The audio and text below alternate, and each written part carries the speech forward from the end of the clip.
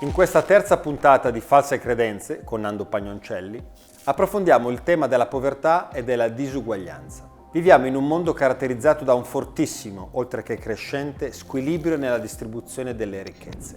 Un dato su tutti: oltre i 3/4 della ricchezza globale, ossia il 76%, si trova nelle mani del 10% della popolazione mondiale. Ma quanti italiani sono consapevoli di questa impietosa fotografia dei profondi squilibri che attraversano le nostre società? A giudicare dalla nostra ricerca soltanto un italiano su 3. Gli altri 2/3 si dividono più o meno equamente tra chi pensa che soltanto la metà della ricchezza sia in mano alle elite mondiali e chi, il 30%, ritiene che la percentuale sia soltanto 1/4 della ricchezza totale. Sono ottimisti? Wishful thinking? Sta di fatto che benché la percezione di uno squilibrio esista e come, in molti non hanno idea dell'enorme portata delle diseguaglianze economiche che affliggono la società globale, in un senso o nell'altro. E oltre a un infondato ottimismo sulla distribuzione globale della ricchezza, il nostro campione dimostra al contrario anche un eccesso di negatività rispetto a questioni più specifiche. Per esempio, soltanto il 5% dei nostri intervistati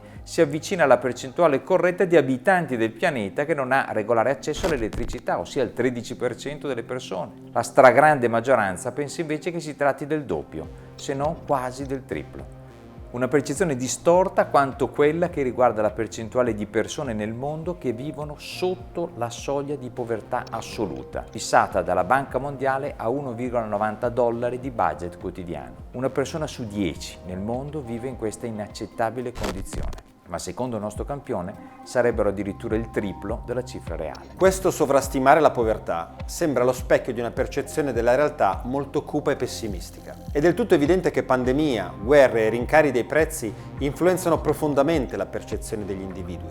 Assolutamente, e questo vale a maggior ragione per la percezione di ciò che ci è più vicino, ossia il nostro paese.